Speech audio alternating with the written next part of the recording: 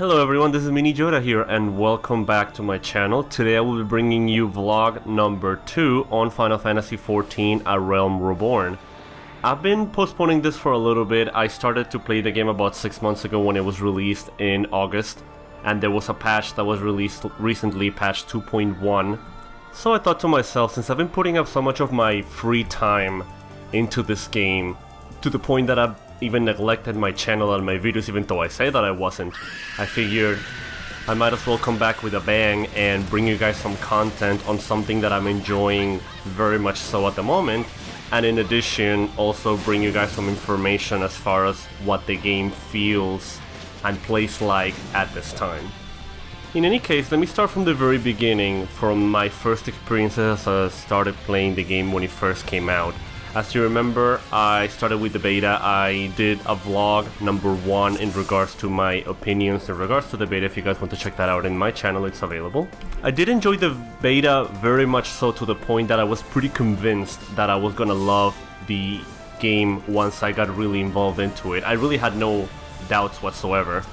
I felt like Final Fantasy XIV got a lot of things right from my short time playing the beta. For example, I noticed, which is what I was told by my friends before I started playing it, that this is more of a single player adventure. It feels like an RPG, not so much an MMO, so basically you can enjoy it as a single player experience without relying on other people to join you. I believe I mentioned before that I was never a big multiplayer fan, or player in general, so to me this is a really good intro into the world of MMOs in general. There is, of course, as it is expected from an MMO game, that you're going to have dungeons and boss encounters in which you do have to queue up with other people that are also playing the game at the same time, but it doesn't feel as though you're being detracted from the single player adventure that you're enjoying. It's a really good story, a very cohesive narrative that you can enjoy as an RPG fan, which I happen to be,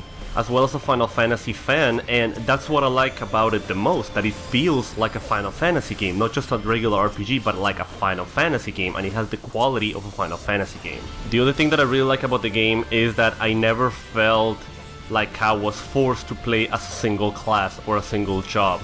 I had the option to change at any point, which is exactly what happened. I started as a thaumaturge in my official character that I created, and I ended up switching to the Conjurer because I figured that it would be a different experience, which is what I am currently. I am a white mage. If you notice when you watch vlog number 1 and this one, you notice that my character is completely different. I used to have a cat person, Miqo'te, before, and then I realized that everybody in this freaking server was a Miqo'te, so I decided to switch over to a Rogadin.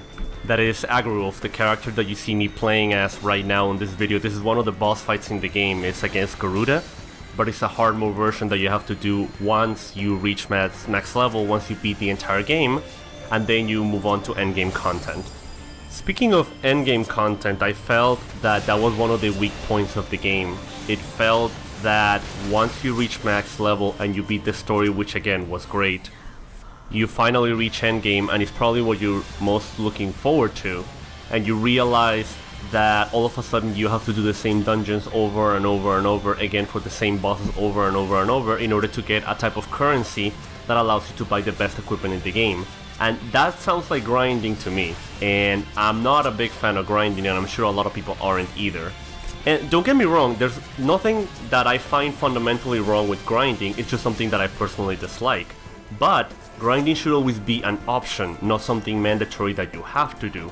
So for Final Fantasy XIV to take that approach and make endgame into a grind fest, that's just not fair to those who don't enjoy it, like myself, for example.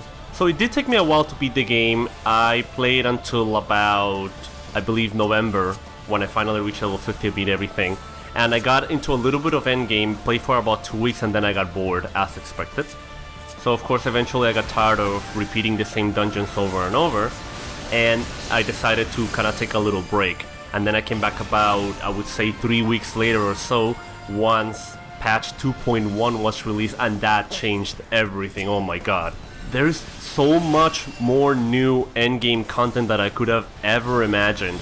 And if you remember, I was complaining early on because I thought that the game had a lot of flaws, and I guess that's what's expected from an MMO, that's what it's supposed to be, which I don't think is acceptable. A game should be released with fully functional features. It shouldn't be something that you have to, let's just rush it and release it, and then, we'll patch it later and fix all of the issues. No, it shouldn't be like that, and I know that that's a trend that video games have been following pretty lately, but it's not fair to the users and to people, to the consumers, people that are paying for this game.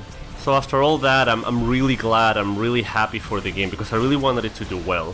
And I felt like it was becoming a grind fest. And now, with the new patch and everything new that was released, all of the new dungeons, and all of the new features that allow you to actually feel like you have an option, that you don't have to grind the same currency over and over. I mean, you still have to do that, but there are multiple ways to do it now, because there's such a versatility of dungeons that you can play now, that it doesn't become tedious, and even if it does become tedious, you have other ways to do it. On top of that, they added, of course, new boss fights, new, more challenging boss fights for, those of us that like a challenge.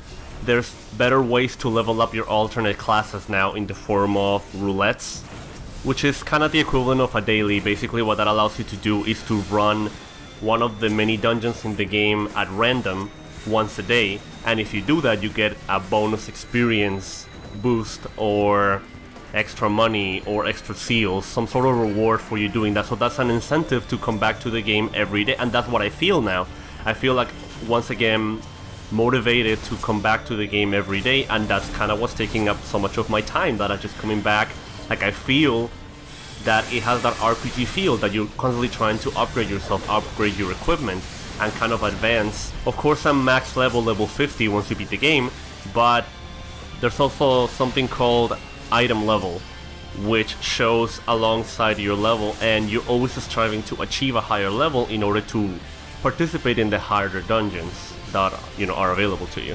Especially considering this new feature that they added, which I absolutely love. It's called the Party Finder, which allows you to search for people on the actual server. You can create a set of criteria, and people can join you based on what you decided. So basically, you don't have to just go around anymore shouting, in all the areas of the game saying, oh, I'm looking for a party, I'm looking for somebody that can help me. No, you can actually find people that are willing to do the same quest as you are, that will, that will help you, that they're just not doing that at random, but, it's easier to find a party that way now. Especially for some of us that don't belong to guilds, or in this game they're called free companies. So people that don't belong to free companies, or that have free companies that are fairly small, like for example mine.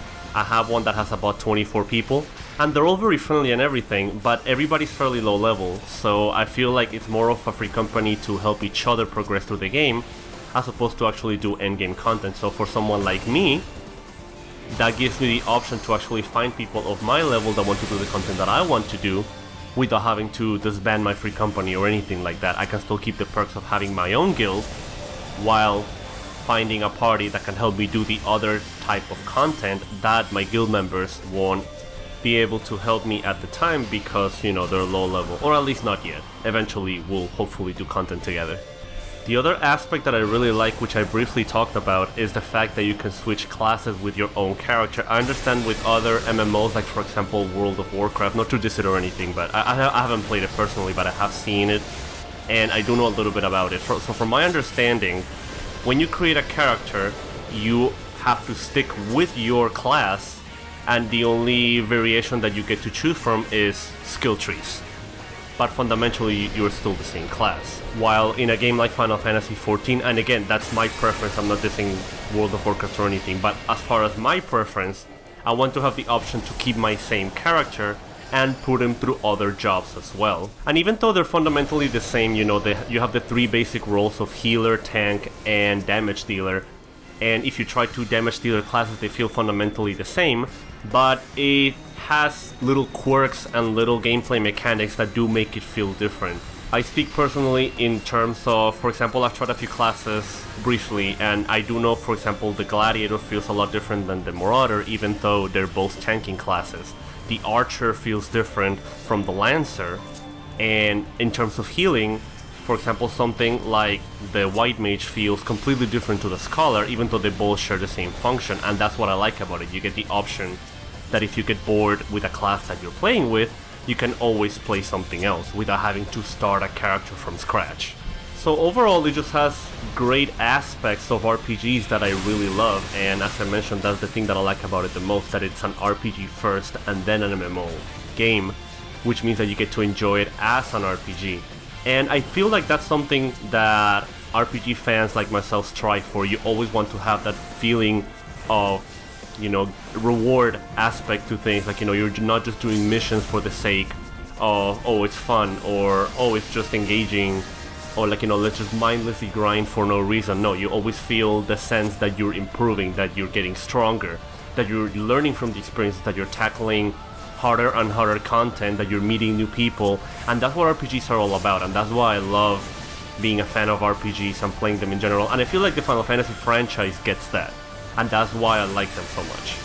And I feel that in terms of Square Enix, I feel that everything they usually work on in terms of RPGs usually turns out pretty stellar. You know, for the most part. Of course, they have a few blips here and there, but for the most part, they do produce high quality games in terms of graphics, soundtrack, and of course gameplay, at least when it comes down to RPGs. But anyways, thank you for listening to my little rant slash review kind of thing. I'm really glad that I gave Final Fantasy XIV a chance. I've never been an MMO player, and I feel like I would have missed out on something great had I not given it an opportunity, so I'm really glad that I took a chance, and that now it's something that I'm actually enjoying and that I'm probably going to be playing for many years to come. This is a game that I definitely recommend to any RPG fan, especially if you're a Final Fantasy fan. I feel that if you're somebody like me, who is thinking about getting into the MMO world, or if you're not sure if you want to, but you want to play something that will kind of ease you into it, then I think this is a good start for you. And if you happen to dislike it, at least you can beat the story and kind of get a better idea as to whether MMOs are for you or not. But again, as I mentioned before, this is an RPG first, just keep that in mind. If you're not a fan of RPGs, I don't think you're gonna like this, or that it's gonna change your mind about MMOs. Do keep in mind you're gonna have to cover a lot of RPG content, such as grinding, exploring, talking to NPCs, etc, etc. So if you're not into that, well, there you have it. So in conclusion, I hope you guys liked this video. I hope you find it informative, or at least entertaining. I hope you guys enjoyed this Garuda fight that I put in the background. This was my first victory against her, so I'm really proud of it. Don't judge me. I know that I was really bad back then. That was like about a month and a half ago when I fought her the first time. I promise I'm not that bad. If you see me out there, don't judge me based on that. I swear I've gotten better than this. But anyway guys, I'll leave you with the rest of the video, so thank you for watching. Please like, comment, subscribe, and as always, enjoy!